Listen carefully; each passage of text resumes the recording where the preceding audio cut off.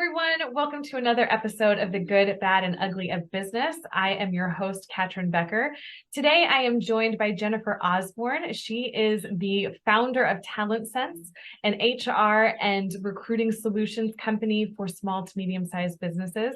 We are so glad to have her here on the show where we talk about all of the things from business, the good, the bad, and the ugly from all different industries so that we can grow and learn from one another. So we're excited to bring in the HR lens to look at business and see what we can all learn and apply from there. So Jennifer, welcome to the show. Thank you so much, Kat. I'm so excited to be here and just kind of nerd out about all things I love related to HR and recruiting. So thanks again. Well, hey, that is what we are here for, to talk about the things that we are passionate about and the things that we enjoy so much. Artificial intelligence, the prevalence, it's everywhere, it's in everything.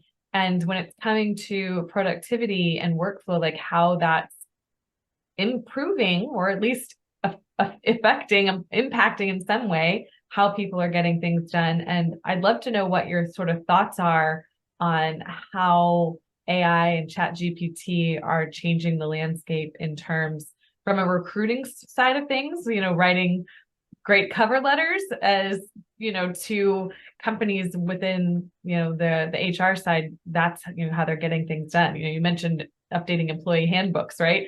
Putting that into ChatGPT and say, we need to update this, and boom, it's done.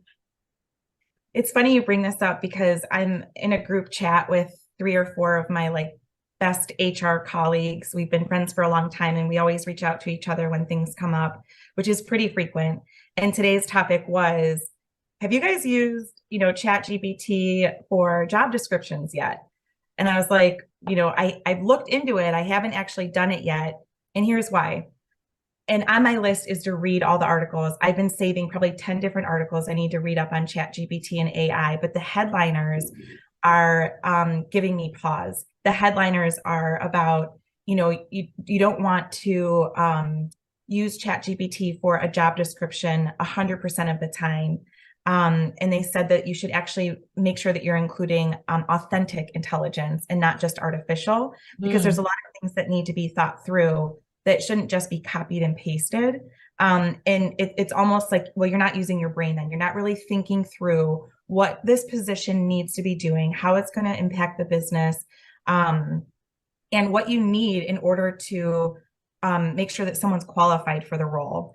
So my take on it is, and I haven't done a bunch of research yet, but my take on it is, sure, use it, right? For creating job descriptions or creating a cover letter to inspire yourself, right? Inspire yourself to get things going, just like you would do on a Google search. It's basically just pulling together all the Google searches you would have done into one place and then make it your own, right? And that's kind of what I've been doing to use it professionally. It helps me with, social posts, and I did even, dabble with the job description thing, but I think there's still a lot to be said about our authentic intelligence.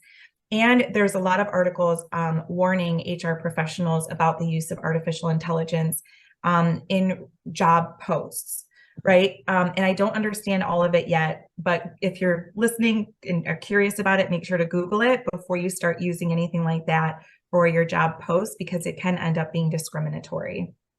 That is really interesting. And I definitely, just yet another angle to contemplate and think through, but I love calling it authentic intelligence.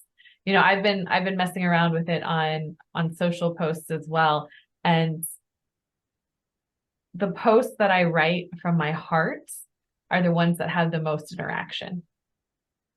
I believe it, right? Because we don't want to lose that. And that's why I've been a little dismissive of ChatGPT and AI, because I don't know, there's just something about it that doesn't feel right. And I know that's why I haven't read up on it entirely. I'm procrastinating a little bit because I just don't like it. I don't like it. I don't like it. Well, I did hear from someone, and I didn't go to verify this article myself, but was talking to a friend, and she mentioned that there is a company here in Texas, a $1 billion+ company, one of the big ones, that is increasing the requirements of their employees' productivity numbers because of ChatGPT, that it's sort of this unintended consequence. And so I wasn't, the reason behind why they were doing it was a little funky, because it was saying that the, owner of the company, the CEO, somebody was worried that people were going to go do other jobs that they could now do because were using ChatGPT to free up some time or something like that, something convoluted. But it's another interesting take on how people react to sort of these new changes.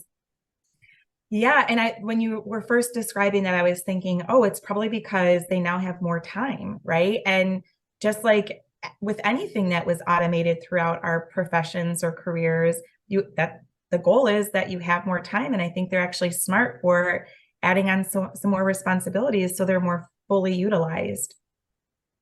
It's an interesting thing. I mean, I go back and forth because I think, how unbalanced we are, generally speaking. Now that we have smartphones, we always have access to our email. Like, someone can always get a hold of us by phone. Like, we're always available to our job, whether it's to clients, whether it's to coworkers, whether it's to our supervisors, we're always available. And now thinking, oh, with ChatGPT, great, like we can have more time to do the things that make us us. But of course, it's not going to be the way. We'll just use it in some other way to become more productive. Totally. How can people reach out to you? Well, I'm on LinkedIn. So my full name is Jennifer Osborn. That's Osborn. And then my email address is josborn. So JOSBORN at talentsensehr.com. That's TALENTSENSEHR.com. And thank you for those who are listening while driving, if you're like me, I'll also have this in the show notes. So you'll be able to click on it. You don't need to worry about writing it down, but it's always good for those audio learners to hear it as well. Yes, for sure. Thank you. Absolutely. So thank you all to the listeners. Appreciate you so much. It means the world that you are here. Please make sure to like and review the podcast. And if you enjoyed this, please share it with your network. And if you'd like to be on the podcast, please reach out. We would love to interview you as well. Have a great day, everyone. Until next time.